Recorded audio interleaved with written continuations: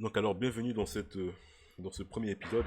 Donc du coup je vais rapidement parler des outils que moi j'utilise.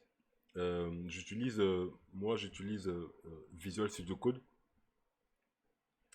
Donc là je l'ai là, ici, Visual Studio Code. C'est ça qui me permet de pouvoir de pouvoir écrire le code. Euh, donc ça je l'utilise et ça pour l'avoir c'est pas si compliqué que ça. Il suffit juste de partir sur Google. Euh, vous tapez euh, vous tapez Visual Studio Code. Voilà. Vous le trouvez. Je pense qu'il est gratuit là. Oui, il est gratuit. Donc vous pourrez le télécharger là. Ou bien même si moi je vais pas trop m'attarder sur l'installation. Si vous tapez sur YouTube, vous devrez trouver en principe comment installer Visual Studio Code. Euh, Là,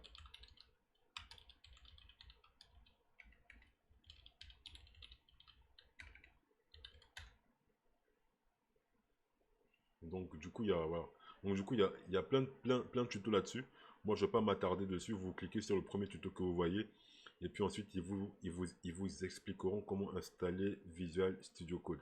Donc il y en a plein. Je crois que c'est celui-là. Vous cliquez dessus et vous verrez comment l'installer. Moi je vais pas le réinstaller parce que vu que je l'ai déjà installé. J'utilise également WAMP Server parce que si vous voulez écrire du code PHP sur votre PC, vous avez besoin entre autres de pouvoir avoir un serveur interne. Donc c'est le serveur qui va simuler le code qu'on va faire en interne. Donc pour ça, moi j'utilise WAMP Server.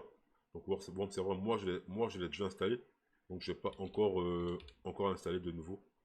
Euh, si vous voulez, euh, si vous voulez savoir comment on l'installe, il suffit juste de venir sur YouTube, taper installation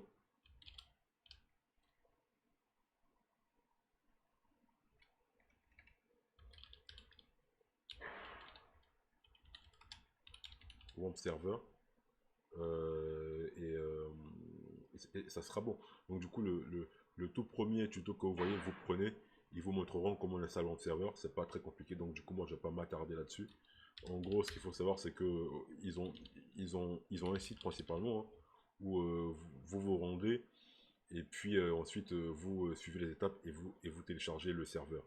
Voilà. Donc du coup, votre serveur, ça sera sur votre PC à vous. À chaque fois qu'on va devoir faire du PHP, on le prendra lui. Et puis Visual Studio Code, ça va nous permettre de pouvoir écrire notre code. En gros, Visual Studio Code, c'est juste un éditeur de texte. On peut s'en passer et utiliser le bloc-notes, mais on va dire que Visual Studio Code, c'est beaucoup plus coloré, c'est beaucoup plus joli, donc on va plutôt le prendre. Donc voilà.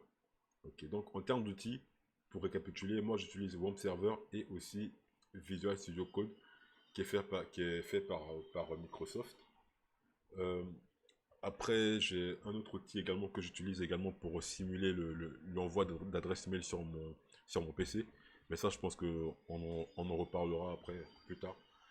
Et donc, vous prenez ces deux outils-là et puis c'est bon, on peut commencer quoi.